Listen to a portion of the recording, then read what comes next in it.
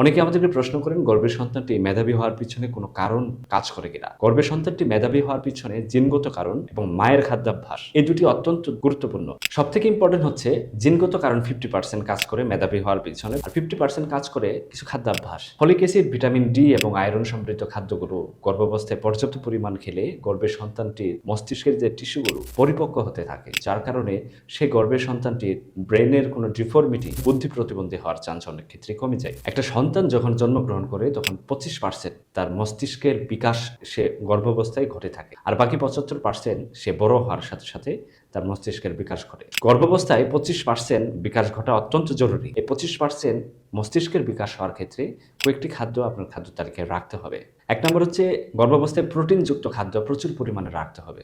পাঁচমিশালি শাকসবজি এবং ডাল জাতীয় যে খাদ্যগুলো গর্ভাবস্থায় প্রতিদিন খাদ্য তালিকায় রাখলে প্রোটিনের যে চাহিদা সেটা পূরণ হয়ে যায়, এবং সবথেকে বেশি প্রোটিন পাওয়া যায় মাছ, মাংস, ডিম, দুধে। আয়রন এবং ফলিক অ্যাসিড গর্ভাবস্থায় সন্তান মেধাবী করতে খুব বেশি গুরুত্বপূর্ণ ভূমিকা পালন করে। ফলিক অ্যাসিড খুব বেশি ইম্পর্টেন্ট, কারণ ফলিক অ্যাসিড গর্ভের প্রথম 3 মাস খেলে বাচ্চার বিকলাঙ্গতা হওয়ার চান্স কমে যায়। কলা, পুদিনা, শাকসবজি, শুকনো খাবারে প্রচুর পরিমাণের আয়রন এবং ফলিক অ্যাসিড থাকে, সুতরাং এই জাতীয় খাদ্য গর্ভাবস্থায় খেতে হবে। ওমেগা 3 ফ্যাটি অ্যাসিড জাতীয় খাদ্য গর্ভাবস্থায় খুব বেশি গুরুত্বপূর্ণ, তবে গর্ভের 4 মাস পর থেকে ওমেগা 3 ফ্যাটি অ্যাসিড খেলে সন্তানের বুদ্ধি বিকাশ এবং মানসিক বিকাশ অনেক বেশি ভালো হয়ে থাকে। কুমড়ো বিচি, সামুদ্রিক মাছ, বিশেষ করে স্যালমন, টুনা এই জাতীয় খাদ্যতে ওমেগা 3 ফ্যাটি অ্যাসিড বেশি পাওয়া যায়। তৈলাক্ত মাছে প্রচুর পরিমাণে ওমেগা 3 ফ্যাটি অ্যাসিড পাওয়া যায়। সামুদ্রিক মাছ খাওয়ার ক্ষেত্রে কিছু সতর্কতা অবলম্বন করতে হবে, কারণ সামুদ্রিক মাছে প্রচুর পরিমাণে লবণ থাকে। তেল এবং চর্বি জাতীয় মাছ খাওয়ার ক্ষেত্রে কোনো বাধা নিষেধ নেই। গর্ভাবস্থায় বেশি বেশি তেল চর্বি জাতীয় খাদ্য খেলে শিশুটির ওজন ভালো থাকে এবং সেই শিশুটির শারীরিক বৃদ্ধির পাশাপাশি মানসিক বৃদ্ধি অনেক বেশি ভালো হয়। ডিমের কুসুম,